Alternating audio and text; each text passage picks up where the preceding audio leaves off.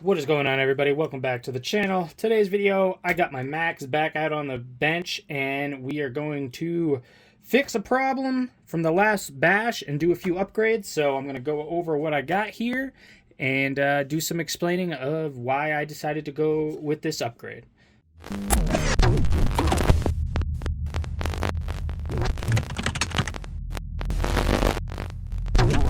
Alright, so first up what happened is I broke a caster block. So you can see here, got a nice clean break right there. So this goes on like so, and then you have your pins here. And you can see this is where your pin would go through. And then you got another little hole, and that is for a screw for your upgraded pins. So I got a kit to do the whole truck, and it comes with these directions, and that's the part number right there, 84940X. That's what you need, and it comes with all the different sized hinge pins. And I like, just in case you don't know what size pin, it even has a little gauge down here that shows you what you got. So this is a 65, I believe, millimeter. We'll say in the directions, but if you're not sure, at least it comes with some directions, so you're not guessing. It shows you what pin goes where, so that might take a few. There are a few of those in the truck. Reasons I went with that is this is what you get included with the truck. I really wish they would have gave us these captured hinge pins to begin with, but you can see the little bits of thread on the top. That's how they hold in. They back out pretty easily, especially if you're bashing hard, and then after so many times of tightening them up, they will not hold. So it's just an easy way for them to have parts on hand and then get you for the upgrade and not coming with the truck. Thank you, Traxxas. Stuff they do. And also, in that crash, I broke the caster block. I just haven't taken it off yet, but we did bust a tie rod, so I figured I would upgrade to these. I'll show you when you get them out of the package, but they look pretty good. I'm excited, actually, for the setup. Should be pretty easy. They should just go on and be exactly what I need with what's in the package here. So I'm going to go ahead and do all that stuff. It's not super hard, but I'll show you a couple things as I go along. But if you're serious about bashing your rig, you're definitely gonna want to pick the hinge pins up. Every time I go out, mine do back out. So if you're looking to send it, that might be something you want to do. All right, so here is just a look at the assembly here. Tells you in the directions what length pin, and then you have the gauge in the bottom, so it's super simple. These particular ones here are 22 millimeter, so you put a pin in the top and the bottom, and then that's when you use it's getting away, this little plastic piece, and then it's going to go over the pin, and then you insert this little 2 millimeter screw, and then that's captured in there, and it's not going to come out. And they're hardened steel, so you're getting strength as well. And boom, that pin is in there, not too bad. So then on the bottom it's the same thing. All the capture screws are all the same.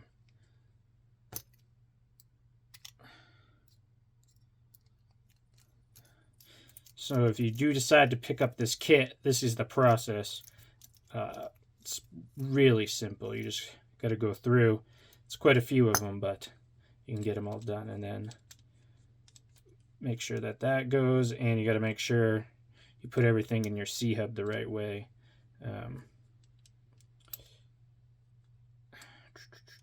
That's what it looks like. So then I can slide my axle into the cup and move on. Alright, so I just wanted to show something on the bottom here.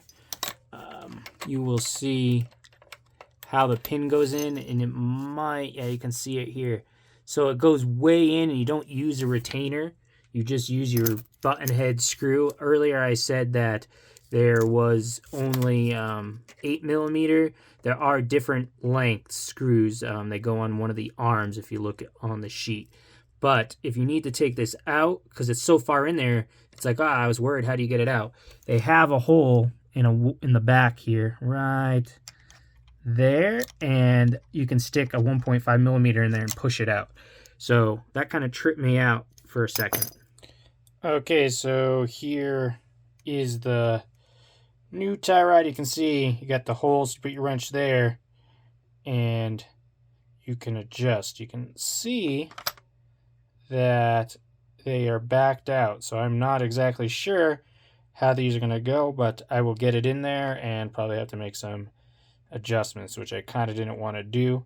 But the design of these are way stronger than the Armor ones. I don't really like how those ones are set up. I like this. This looks pretty simple. I did like this plastic being fixed because then you don't have to worry, you know, you don't have to adjust anything. But yeah, when I get the new one on, it's pretty simple. I just took that screw out. I'll put that on, straighten my wheel, and we'll see what it looks like once I get the other side on. Something I just noticed real quick, you can see there's no play here. If you put it in and you have too much play in there, it's because this end here is different. So you're gonna make sure you have them the correct way, because at first I was like, then I looked and I saw the bigger one, and problem, not a problem no more. All right, guys, that is everything done here. I went through, I got all the pins in. You can hear there's no squeaking or anything because there's no dirt in there. The only two I didn't do were these ones here because they are already captured, so I'll wait till they bend. I did do that in the front, but I think I had a bent one already, so that's why I decided to do that. The tie rods seem like they come set correctly out of the box. The wheels look pretty good. I guess I'm gonna have to get some sort of gauge in there to see and adjust the toe, but I'll drive it. I think it looks pretty good. I gave it the old eyeball test, nothing special, but now I just kind of have that added security with those being aluminum, so they won't just snap right off. I think I upgraded the axles, and that might have caused the C-hub to break. I don't know, just a theory. I don't have any concrete proof. I just thought maybe there's a little more stress. But for what they are, it broke at a good spot, you know, and they're only $6. So for now, I'm not really looking to just splurge and upgrade this truck. I want to see what breaks, and if I feel like I need to upgrade it, I will.